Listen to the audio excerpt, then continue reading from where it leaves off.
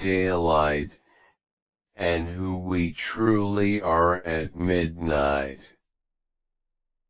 He found a confession from a corporate lawyer who'd spent 10 years defending wealthy clients, hating every minute of her job, terrified to leave the money and status behind to pursue her childhood dream of teaching kids to read. I win every case. I make more money than I ever dreamed of. But I go home every night knowing I'm using my skills for nothing good. Success tastes like ash in my mouth. He found a confession from a married father of 2, who'd built a perfect family life on the surface, but felt completely invisible and unappreciated by his wife and kids, trapped in a lonely marriage he was too scared to leave or fix. Everyone thinks I have it all. I have a house, a family, a stable job. No one knows I eat dinner alone every night, even with people sitting across the table. I'm more lonely surrounded by family than I am by myself. He found a confession from a young artist who'd abandoned painting after repeated criticism from her family, who told her art was a useless, irresponsible career choice. I haven't picked up a paintbrush in 2 years. Every time I see a painting, I cry. I killed the best part of me to make my family proud. Now no one's proud, least of all me. Every confession struck a chord in Jude's chest. Every story mirrored pieces of his own hidden pain, the sacrifice of passion for safety, the loneliness of a perfect surface life, the grief of abandoning your true self for others' approval. He'd always thought his pain was isolated, unique, a special punishment for his own failure. But these strangers' words proved him wrong. Brokenness was not a flaw. It was universal. Every person walking through the city carried hidden sorrows, buried regrets, and unspoken truths. Midway through the night, the young nurse finally stood up from her spot on the floor, walked over to the paper basket, and wrote a short note. She tucked it into the grief memoir she'd been holding, then paused beside Jude's sofa, offering him a tired, gentle smile. "This place saved me tonight," she said softly. "I lost a patient today. No one at work lets you grieve. You have to keep going, keep working, keep being strong. Here, I don't have to be strong." Jude nodded, his voice quiet. "Strength is overrated anyway." The nurse laughed softly, a genuine, relieved sound. "It really is. Thank you for not pretending with me." She gave a small wave, then walked to the door, stepping back out into the rainy midnight, returning to her daylight role as a strong, unbreakable medical professional. But for a little while, in the bookstore's quiet light, she'd been just a grieving, tired human being. After she left, the middle-aged businessman stood up, stretched his stiff shoulders, and walked over to Elora's counter. He didn't buy anything, didn't ask for anything. He just said, "I haven't breathed in 3 years. I breathed here tonight." Elora smiled softly. "You're always welcome to breathe here."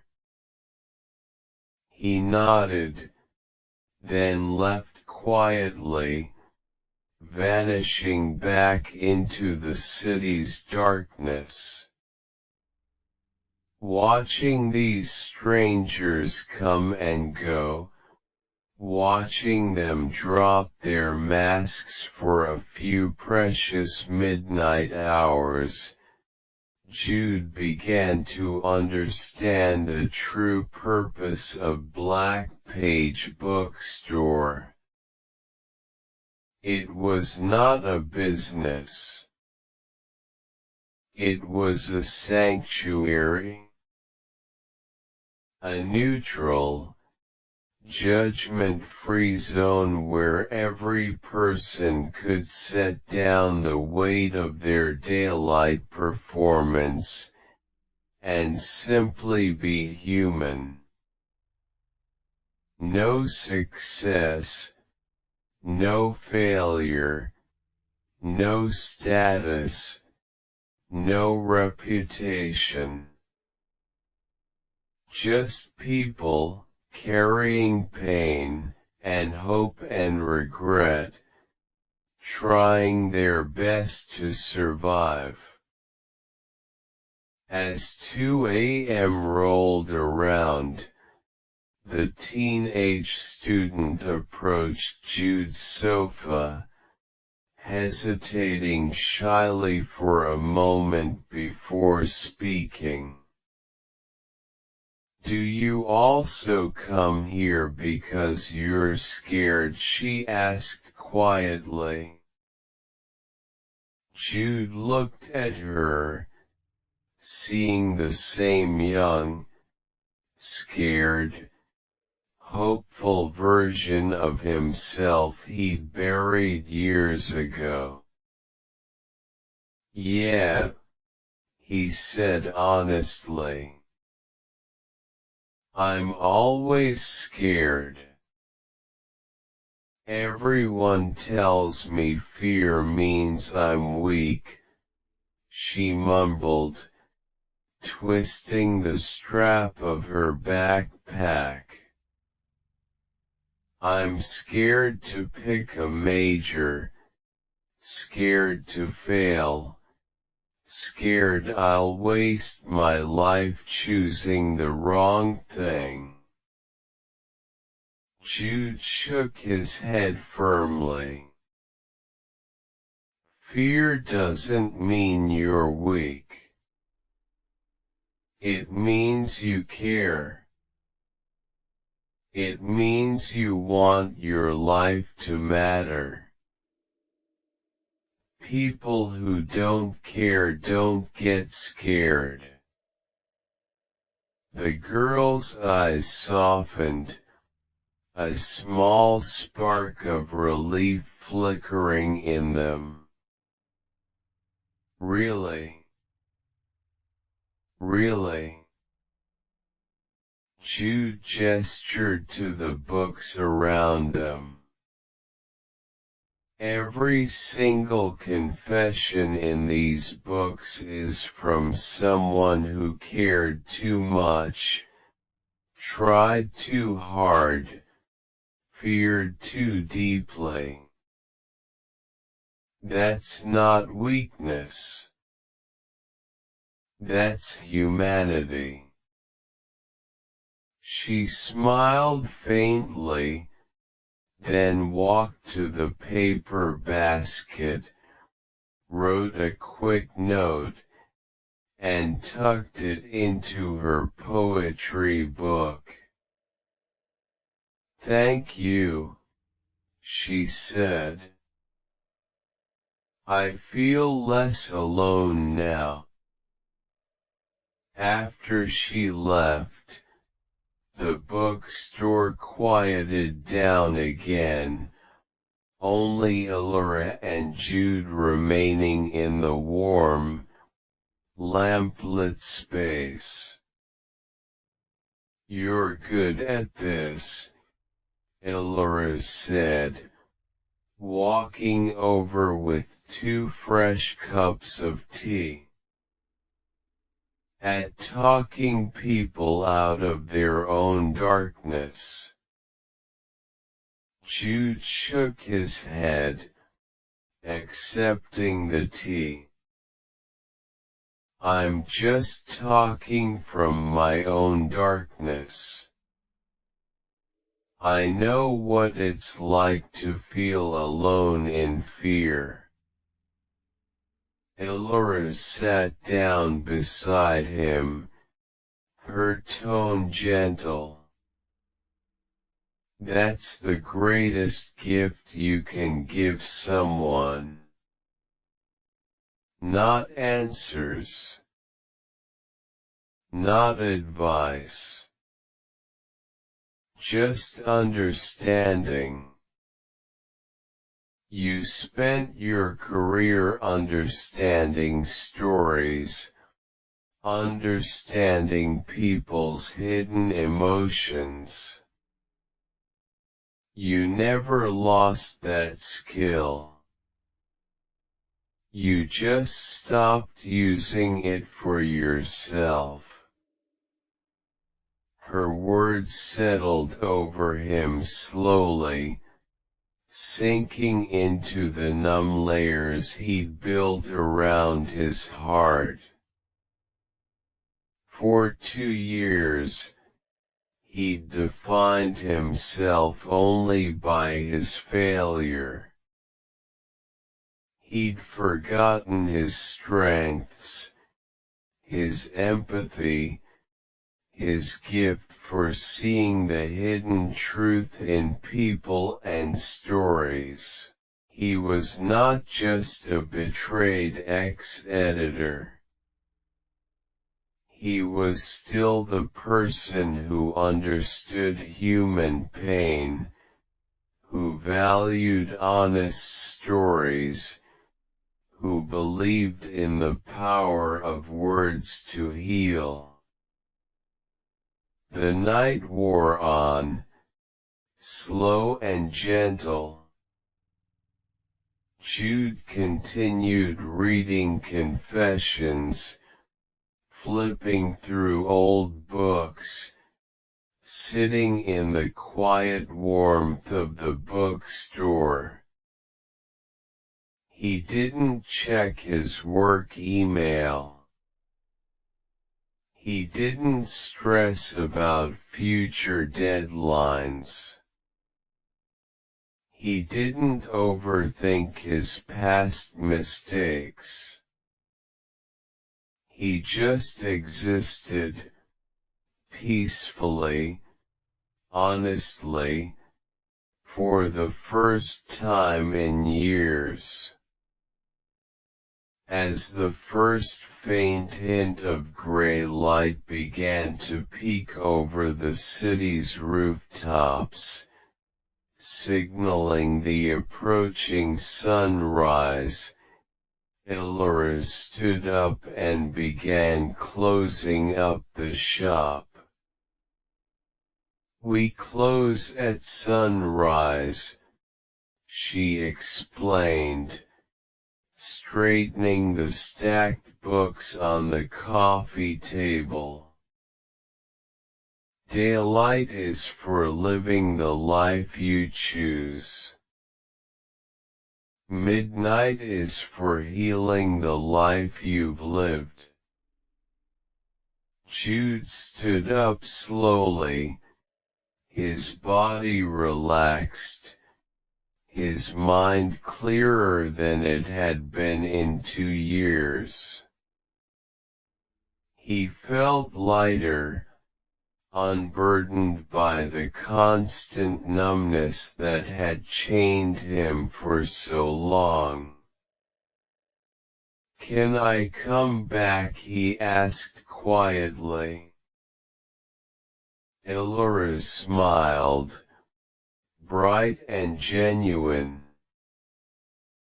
"This place is always waiting for you. Every midnight. No exceptions." Jude walked to the door, stepping out into the cool early morning air. The rain finally stopped, the sky soft gray and calm. He glanced back over his shoulder at the glowing bookstore window, at the hidden sanctuary tucked in the forgotten alley.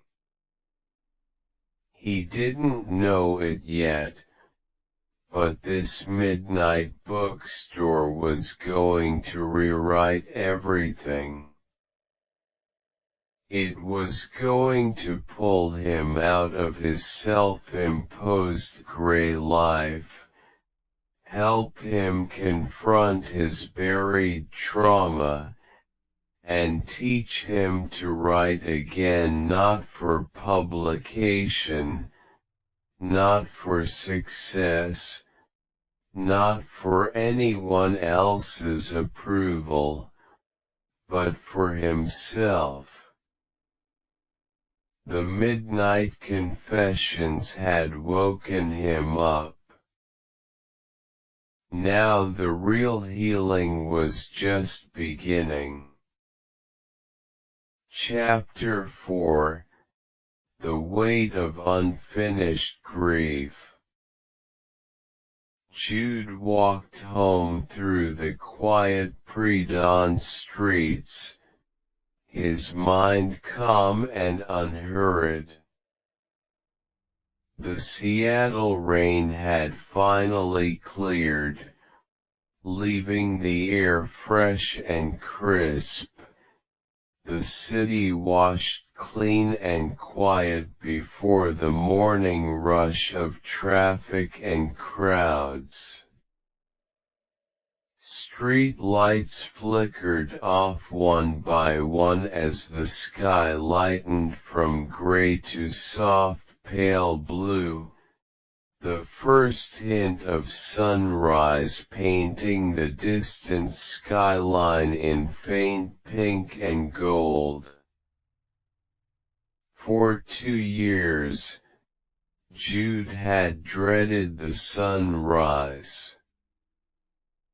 Daylight meant performance, meant pressure, meant facing the empty routine of his broken life.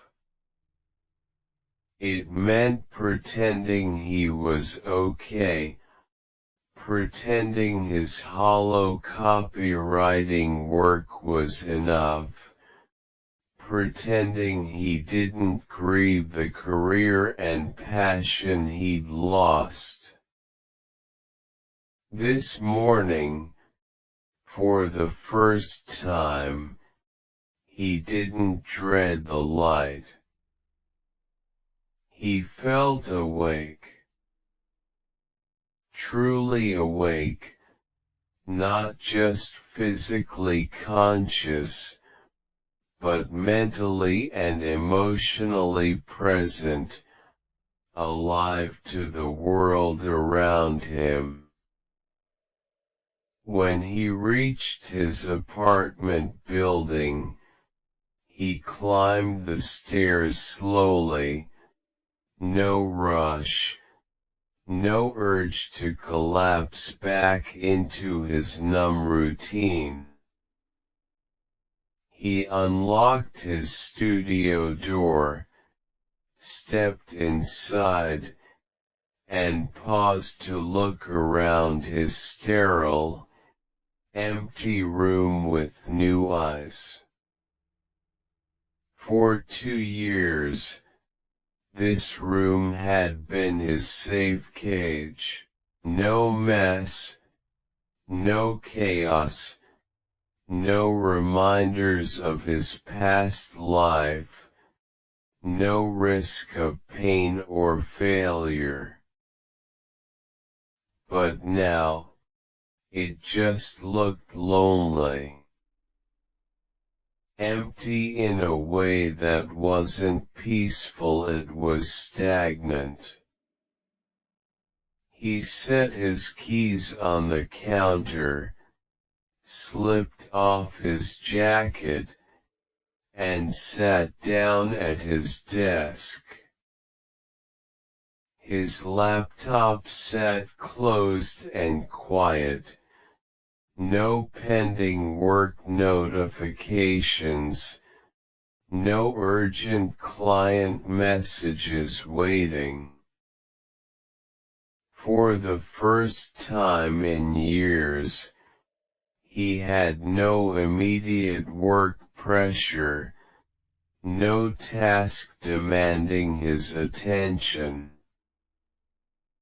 Instead of opening his laptop to start drafting empty marketing copy, he pulled out a plain blank notebook from his desk drawer, a notebook he'd bought 2 years ago, intending to start writing again, then abandoned out of fear and grief. The pages were completely blank, untouched, pure white. A clean slate he'd never had the courage to use. He grabbed a regular ballpoint pen, and began to write. He didn't write polished sentences.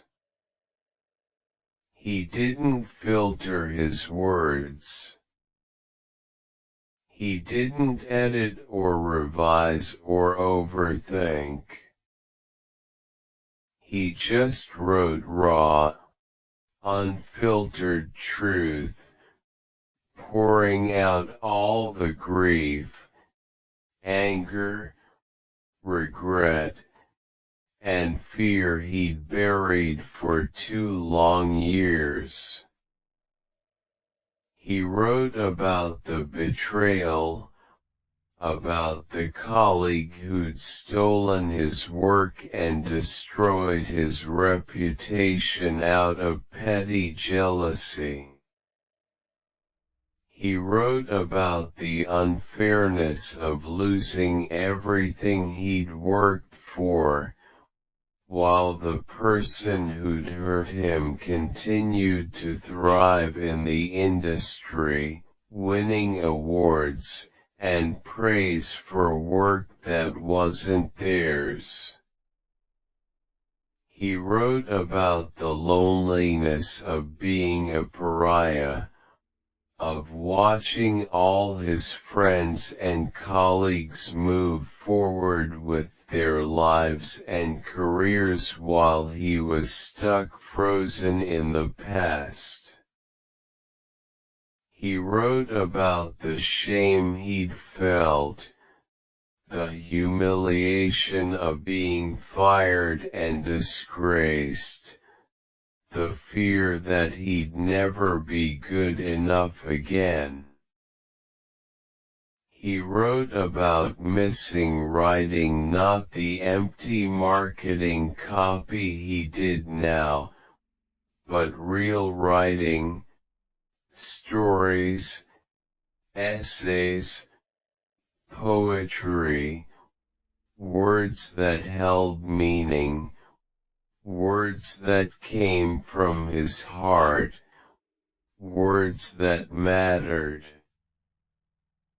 He wrote until his hand ached, until the notebook pages were filled with messy, unpolished handwriting, until the tight knot of grief in his chest began to loosen, bit by bit.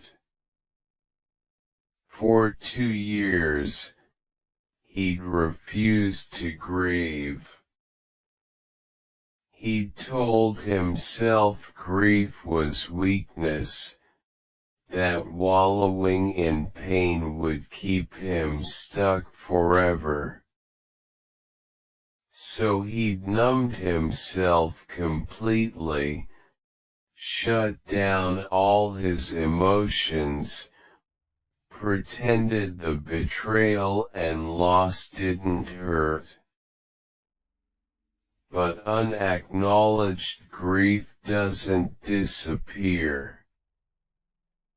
It festers, grows heavy, settles into your bones, turning into permanent numbness and quiet despair. Jude finally let himself feel it. All of it. The pain, the anger, the sorrow, the disappointment, the lost hope. When he finished writing, he closed the notebook gently, setting it down on his desk. He felt exhausted, drained, raw but lighter. The heavy weight he'd carried for 2 years had finally been lifted, if only a little. He made himself a simple breakfast of toast and coffee, sitting by his apartment window to watch the city wake up. He watched pedestrians hurry to work, students rush to school, baristas open local shops, the city stirring back into its busy daylight routine. He used to watch the scene and feel disconnected, alienated from the world, like he was a ghost watching other people live meaningful lives while he existed in empty stagnation. Today, he felt connected. He saw the hidden stories in every passing face, the quiet sorrows and secret hopes every person carried, just like the strangers in the midnight bookstore. Everyone was fighting their own unspoken battle.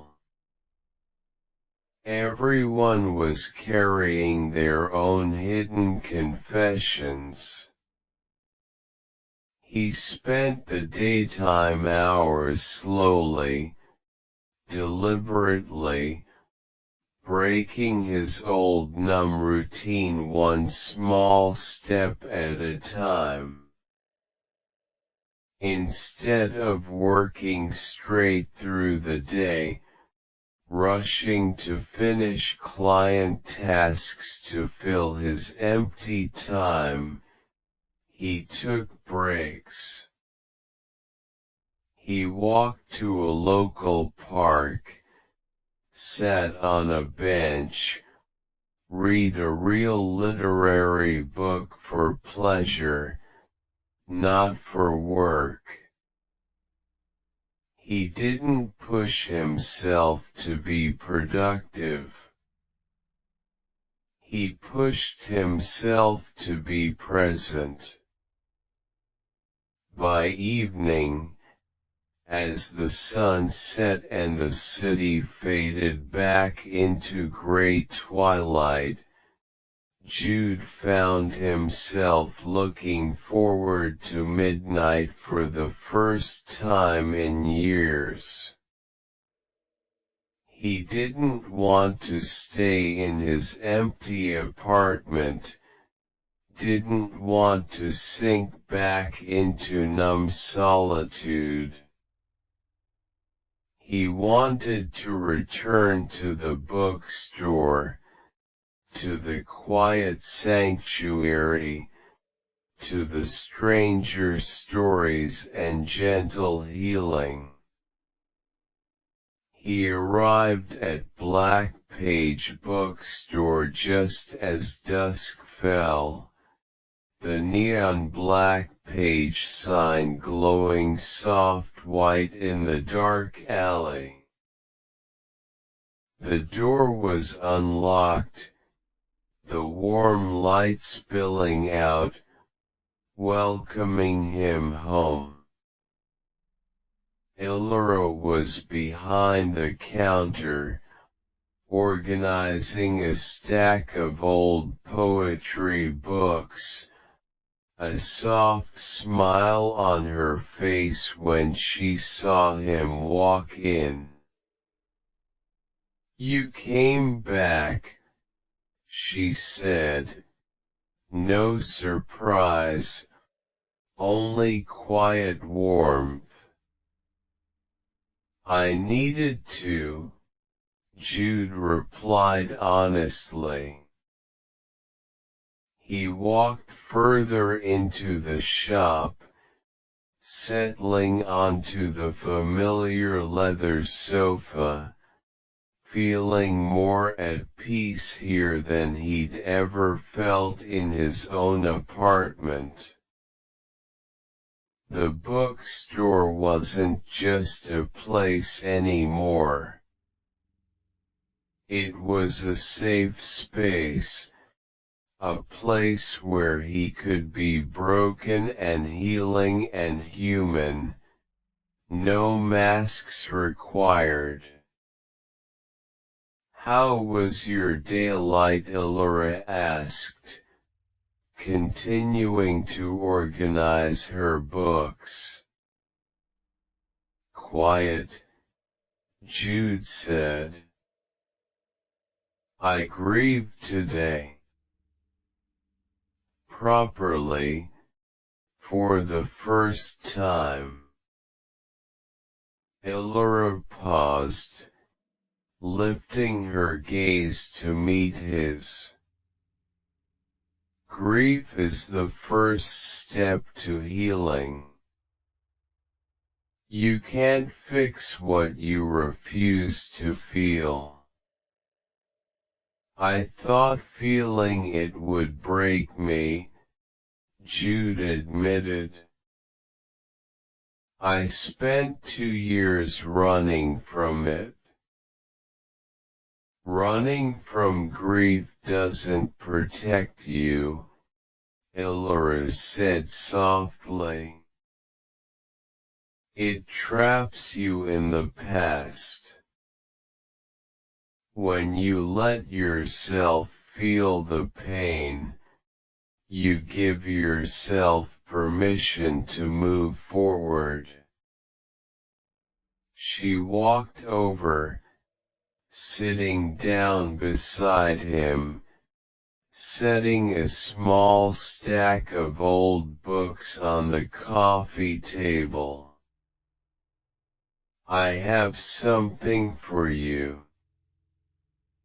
A special shelf of books.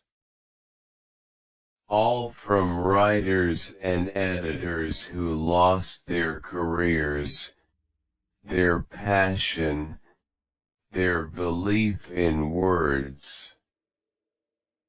All of them healed, eventually. Jude looked at the stack of books, his chest softening. Why me? Because you understand words, Elora said, not just the technical structure of them, but the soul of them. You lost your way, but you didn't lose your gift. You just forgot how to use it for yourself. Jude picked up the top book in the stack, a worn memoir by a former publishing editor who'd lost his career to industry politics and betrayal, then rebuilt his life around independent storytelling and community writing workshops. As he flipped through the pages, he found a hidden confession tucked in the introduction, written in old faded handwriting, years older than the other notes he'd found. Your career is not your identity. Your passion is not tied to your job title. You are still a storyteller, even when no one is paying you to tell stories. Tears pricked at the back of Jude's eyes, sudden and unexpected. For 2 years, he'd equated his failed career with personal failure. He'd thought because he was no longer a professional editor, he was no longer a writer, no longer a creative person, no longer valuable. This stranger's decade-old confession shattered that lie completely. His job was gone. His reputation was broken. But his gift, his passion, his understanding of stories, those things were still his. No one could steal those. No betrayal could take them away. He folded the note gently, tucking it back into the book, and began to read the memoir slowly, letting the words sink into his heart, letting the hope of another healed story settle over him. The midnight bookstore hummed with quiet warmth around him, the wood stove crackling softly, the fairy lights glowing gentle gold, the distant rain pattering against the windows. Outside, the city was dark and lonely and full of hidden pain. Inside, there was light, and healing, and hope. Jude knew his healing journey would not be fast or easy. He still had layers of fear, regret, and self-doubt to unpack.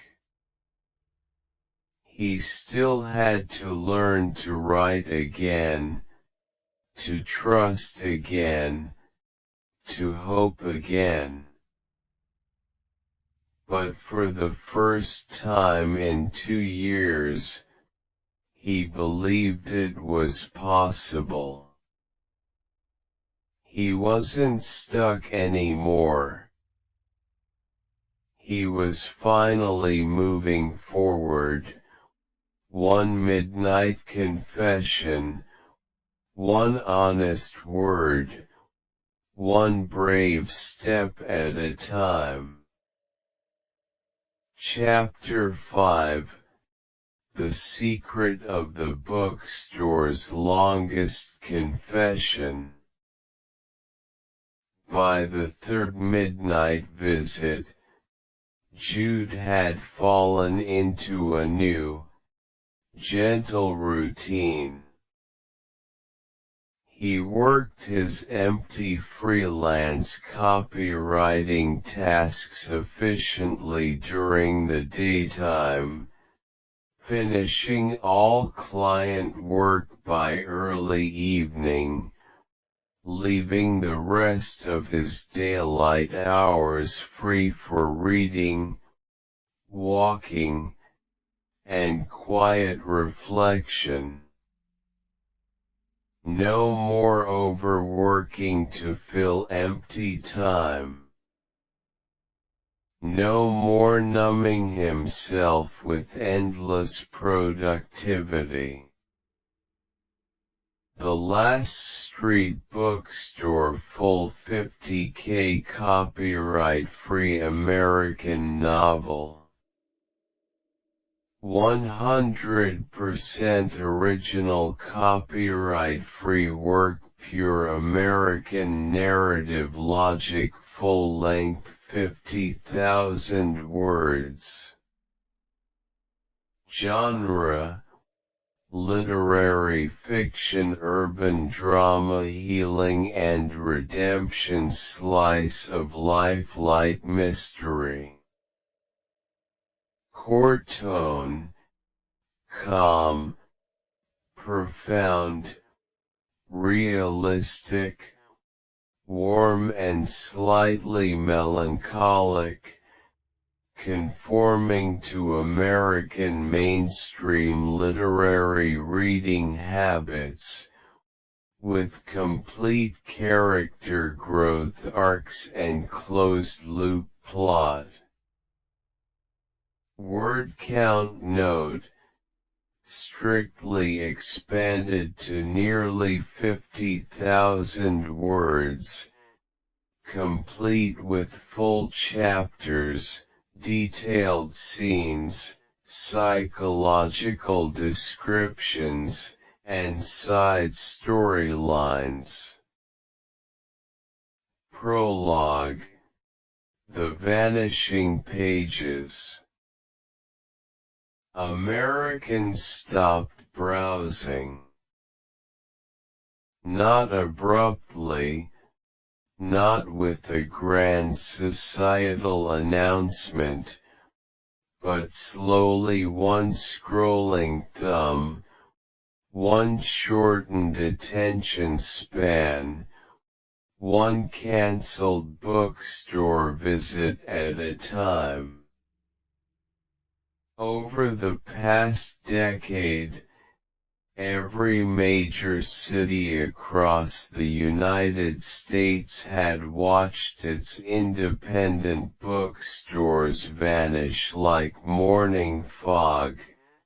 Chicago's neighborhood book nooks, Brooklyn's vintage literary shops, Austin's cozy street reading houses, all fading into memory, replaced by fast fashion storefronts, bubble tea chains, and endless digital billboards that glowed day and night. Portland, Oregon, once known as the most literary small big city on the West Coast, was no exception. The rainy gray city that once nurtured poets, novelists, storytellers, and dreamers was now bowing to the speed of modern life. People no longer had time for slow words, for turning pages, for sitting in silence and letting a story sink into their bones. They craved instant content, quick thrills, fast answers and effortless entertainment.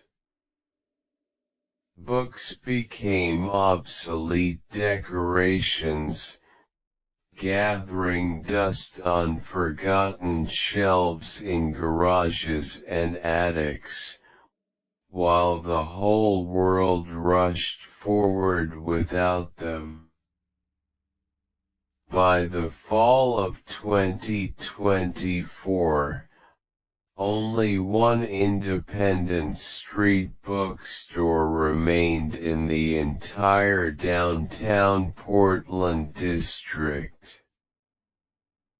It stood on the corner of 5th and Pine, sandwiched between a noisy fast food burger joint and a constantly crowded vape shop, a tiny outdated relic in a fast-paced modern world. Its sign was faded wooden paint, chipped at the edges, the letters worn thin from years of rain, wind, and endless city hustle.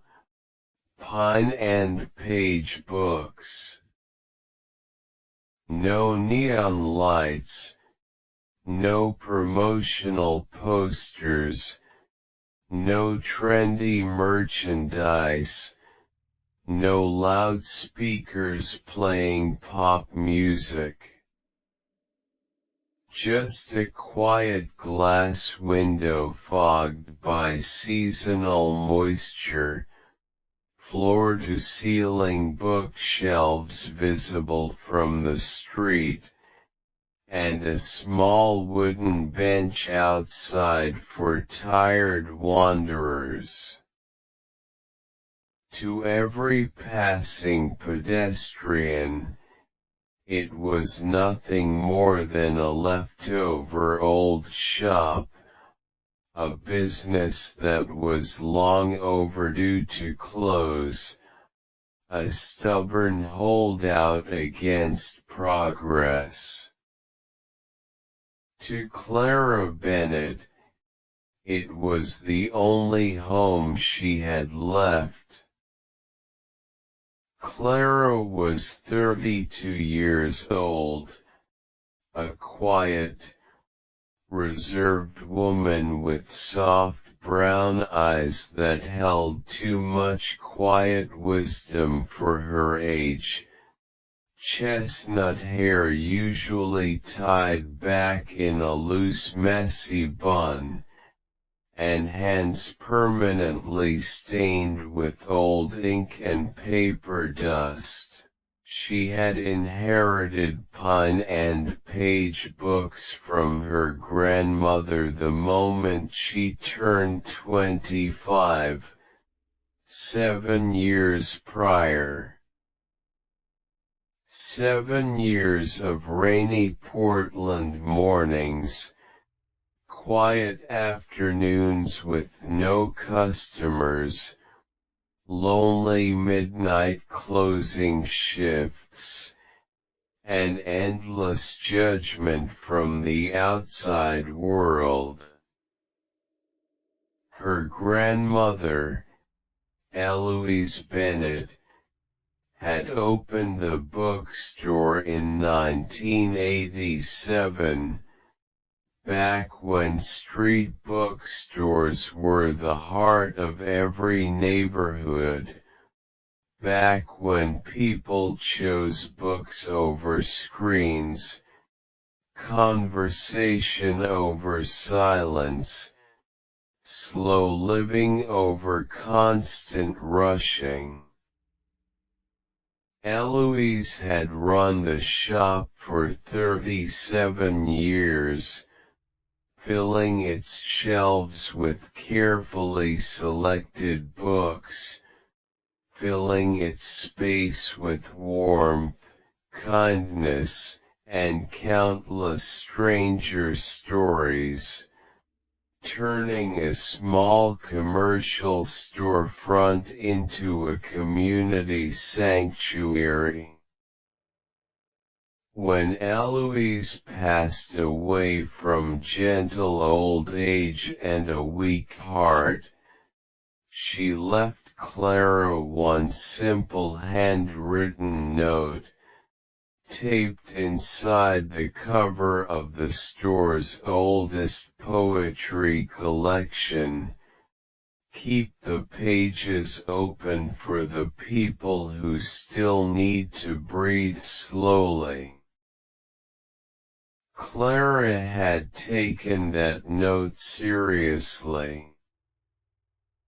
She'd dropped her graduate literature program, turned down a stable university teaching job, abandoned her planned academic career, and dedicated every single day of her life to keeping the bookstore alive. It was not a profitable business. It never had been, not even in its best years. It barely covered monthly rent, utility bills, and basic living expenses. But it was meaningful. It was human. It was the last piece of her grandmother, and the last piece of old Portland's gentle soul. For 7 years, Clara fought a quiet, lonely war against modernity. She watched every neighboring small business close one by one: the old record store, the handmade jewelry shop, the family-owned bakery, the vintage postcard studio. All replaced by fast, profitable, impersonal chain stores. She watched regular customers grow older, move away, or stop coming, swallowed by busy adult lives and digital distractions. She watched city officials send multiple rent increase notices, warning letters, and eviction hints, pushing her to surrender like every other small shop owner. Everyone told her the same thing, over and over again, until the words became a monotonous background noise in her life. Give up. It's not worth it. Books are dead. No one reads anymore. No one cares. Her friends worried for her, urging her to move on, to get a real job, to stop wasting her youth on a dying dream.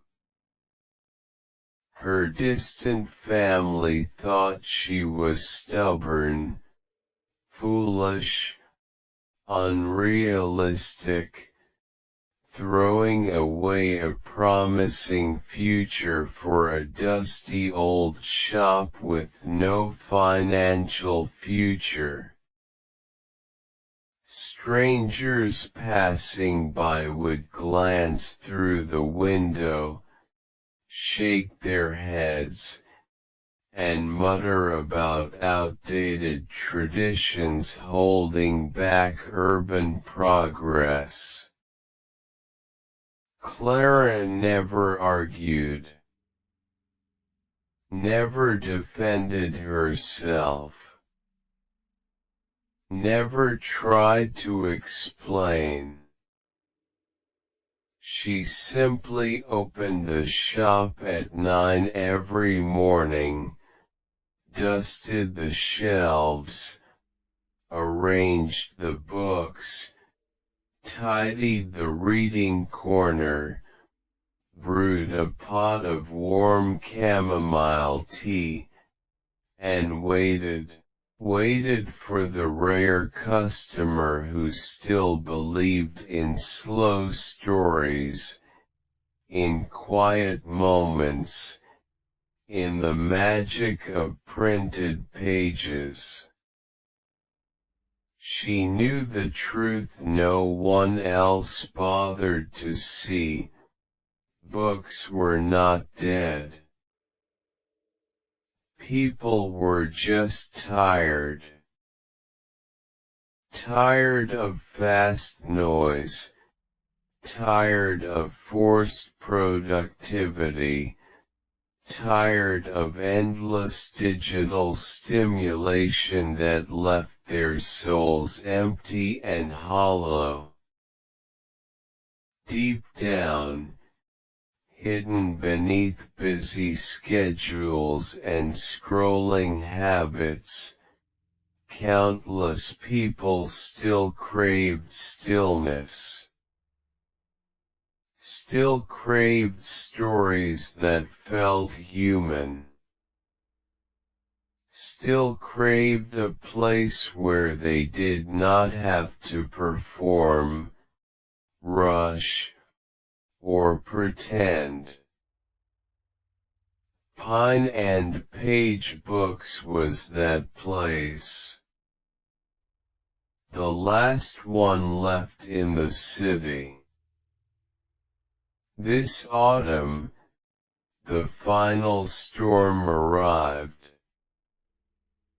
The property management company that owned the entire street block sent an official formal letter, printed on crisp white paper with bold black font, arriving in Clara's mailbox on a cold, rainy Monday morning in early October.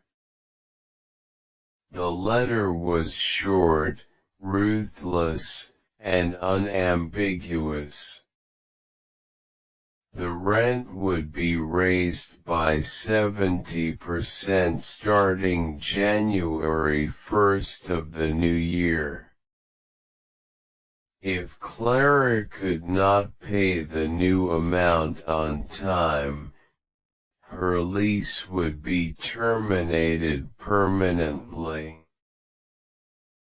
The storefront would be demolished and rebuilt into a high-traffic bubble tea and fast fashion composite store, designed to maximize profit and fit modern urban aesthetics. 70%. An impossible number. Clara stood in the dim bookstore doorway, rain dripping off the wooden awning above her, cold wind biting at her cheeks, holding the eviction notice like a death sentence. She had known this day was coming for years. She had prepared herself mentally for the inevitable loss. But knowing and accepting were two entirely different things. For the first time in 7 years, she let herself break. She leaned against the cold wooden door frame, closed her eyes, and breathed in the familiar scent of old paper, cedar wood, and dried lavender, the scent of her grandmother, the scent of her entire adult life, the scent of home, and felt tears sting the corners of her eyes. She had fought so hard for so long. She had sacrificed career growth, financial stability, social life, personal relationships, youth, and comfort to keep this tiny bookstore alive. She had